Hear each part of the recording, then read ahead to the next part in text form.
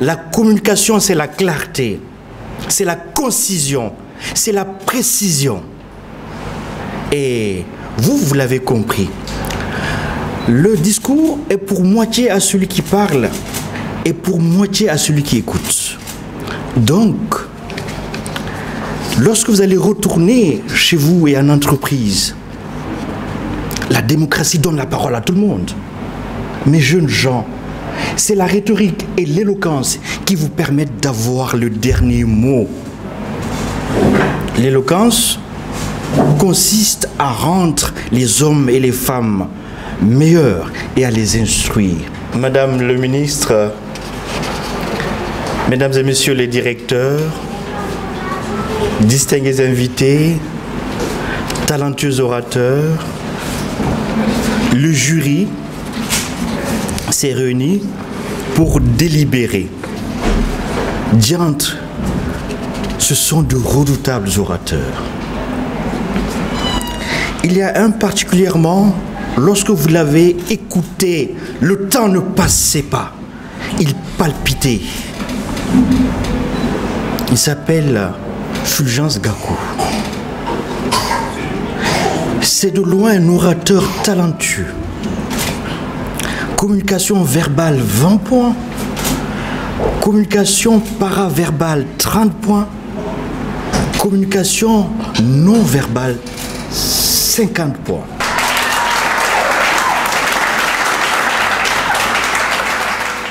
Avec lui, le temps a suspendu son vol.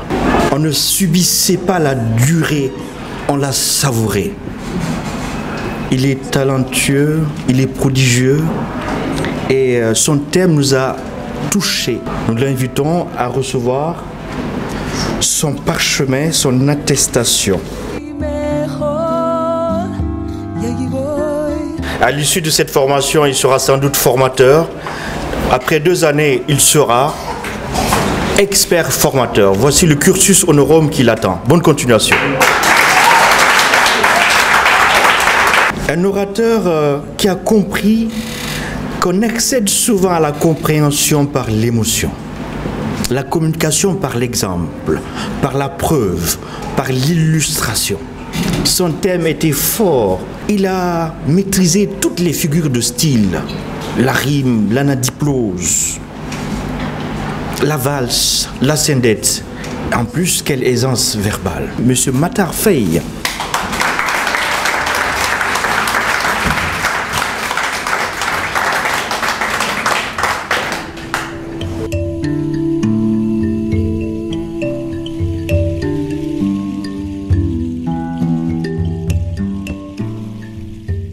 Une autre personne qui a compris que avant le leadership était une question de muscles.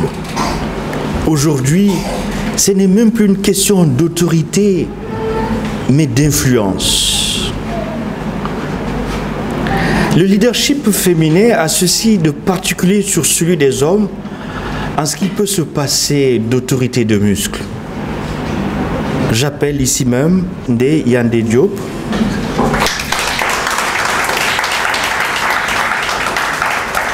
Son plaidoyer était très fort. Il avait la conviction, c'était un discours qui, avec son autorisation, va être en première position sur notre chaîne YouTube. Merci. Son parchemin sera remis par M. Moussa K, représentant du directeur général de l'ONPF. Alors, Madame Nia sera affectée en formation sur le leadership et la prise de parole dans notre institution. Bon vent à vous, bonne continuation. Alors maintenant, celles qui sont intéressantes, ce sont les places à part. Les guerriers de l'arène. Ceux qui ont compris que prendre la parole, c'est prendre le pouvoir. Qui ont combattu la peur d'avoir peur. Qui ont compris que l'éloquence, c'est la clarté.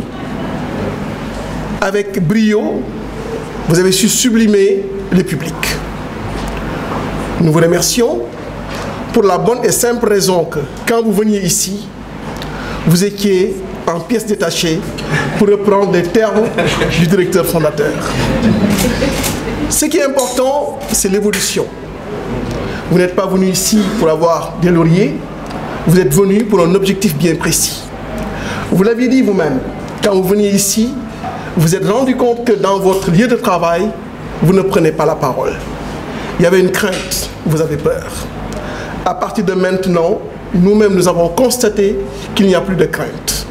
La parole, vous allez la prendre devant quiconque.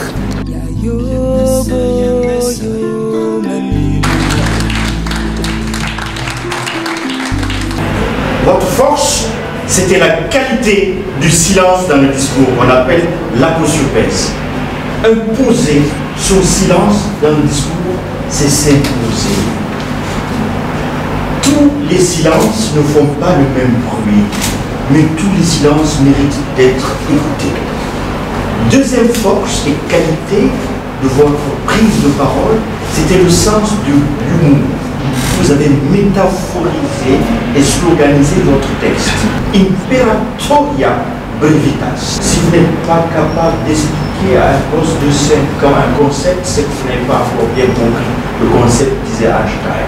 C'est pour cela que je vous invite désormais à travailler sur la compréhension de votre discours.